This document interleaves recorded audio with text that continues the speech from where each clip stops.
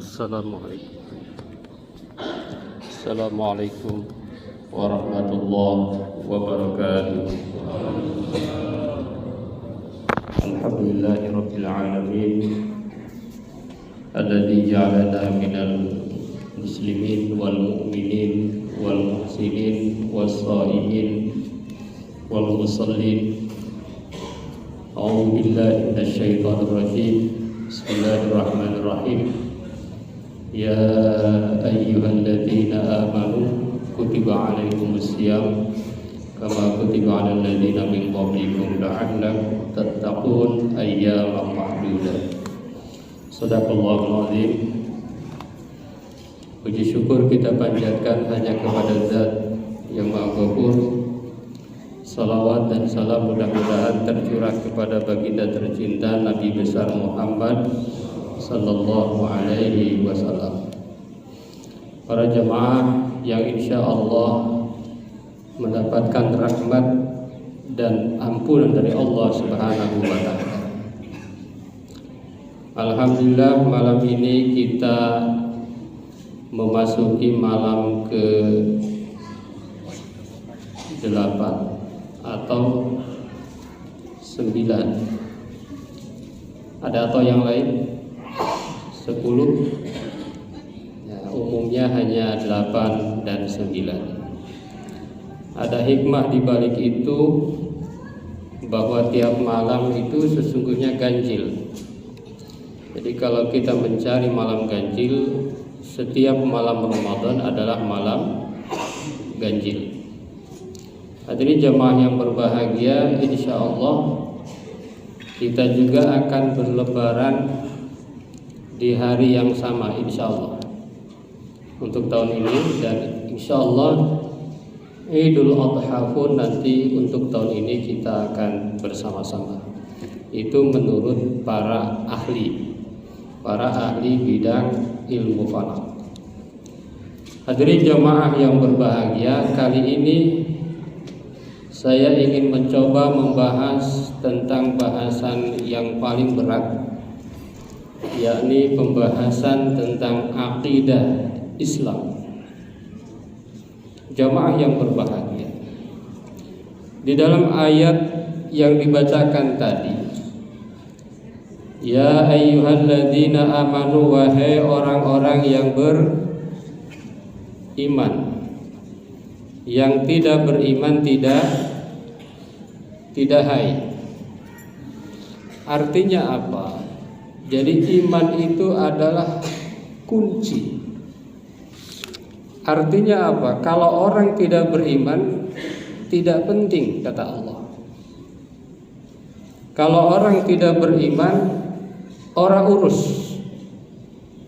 Maka dalam Al-Baqarah dikatakan, innal ladzina kafaru sawa'un alaihim a'angdartahum am lam tunzirhum la yu'minun.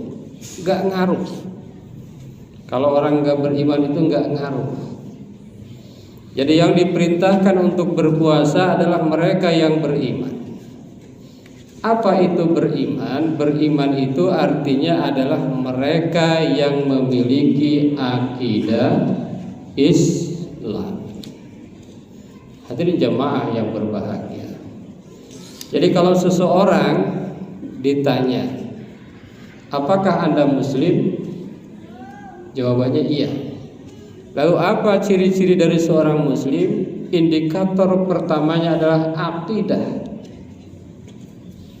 Indikator pertamanya adalah akidah, dan indikator keduanya adalah syariah.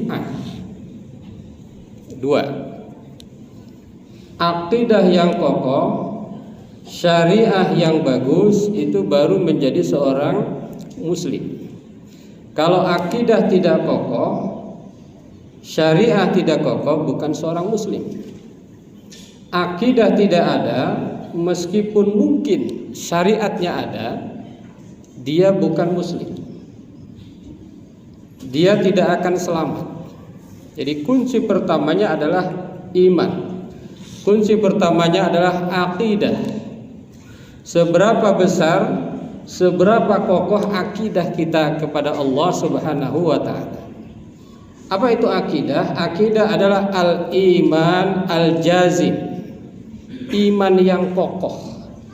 Nah, kita bertanya lagi kepada diri kita, apakah iman kita kokoh? Kita iman pada Allah, kita iman kepada malaikat, kita iman kepada Rasul, kita iman kepada kitab, kita iman kepada hari akhir, kita iman kepada qada dan qadar. Apakah itu sudah ada dalam diri kita? Nah, itu patut untuk kita pertanyakan. Kenapa? Karena kalau tidak ada iman, sehebat apapun kita melaksanakan amal tidak ada gunanya. Itu menurut akidah kita. Apa buktinya? Buktinya adalah misalnya Quran surat An-Nur.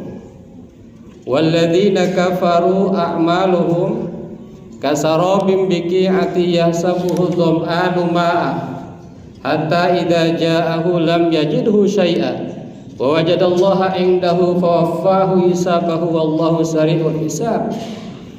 Allah menyampaikan bahwa amal-amal orang kafir, amal-amal orang yang tidak beriman itu seperti fata morgana.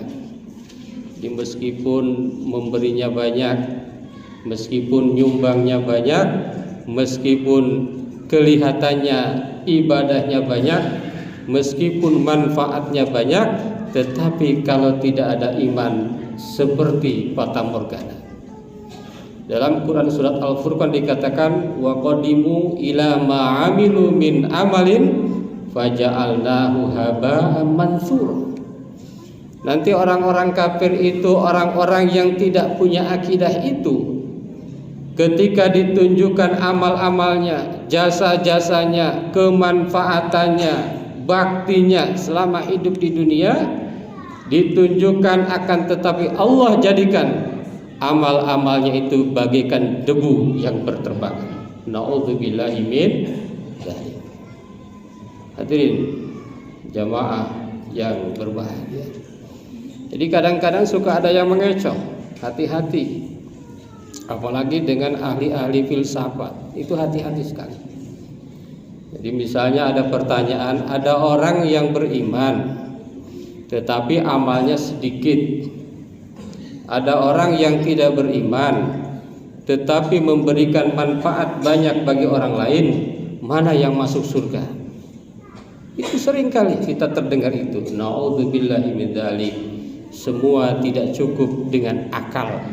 Allah mempunyai dalil sebagaimana yang tadi disebutkan, bahwa orang-orang yang tidak memiliki akidah yang kuat, tidak memiliki akidah yang kokoh, maka amalnya tidak ada gunanya.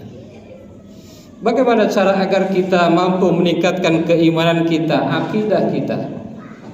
Ada satu ayat misalnya, wa'bud rabbaka hatta ya'tiyakal yaqin, dengan cara beribadah kepada Allah Subhanahu wa taala. Kalau kita ingin tahu apakah akidah kita itu kokoh, apakah iman kita itu kokoh, kita lihat dalam ibadah kita. Salat kita apakah semakin khusyuk atau tidak khusyuk? Salat kita apakah bertambah atau tidak? Kalau rakaatnya nggak mungkin bertambah, salat isya nggak mungkin bertambah, misalnya jadi 8, nggak mungkin. Tapi apakah salat kita bertambah khusyuk? Apakah salat sunnah kita yang tadinya sedikit menjadi tambah banyak? Nah, itu ukuran daripada akidah kita. Zakat kita, apakah zakat kita bertambah? Sampai-sampai misalnya ada satu masjid, keuangan zakatnya bingung mau disebarkan kemana karena kebanyakan. Seperti terjadi di zaman Khalifah Umar bin Abdul Aziz. Di zaman itu zakat banyak dan hampir tidak ada orang yang mau menerima zakat. Apakah zakat kita bertambah? Nah, itu kita tanya kepada diri kita. Kalau bertambah, maka itu ukuran keimanan kita. Apakah puasa kita dari tahun lalu bertambah atau sama saja atau malah berkurang, itulah bukti daripada akidah kita.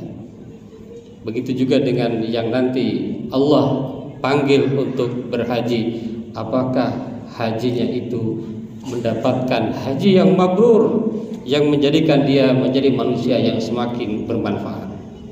Itulah ukuran keimanan kita.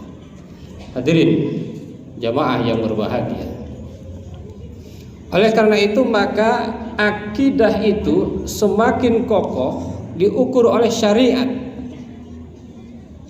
Kalau tadi akidah itu ada 6 rukunnya, kalau syariat itu terdiri dari 3. Yang pertama ibadah.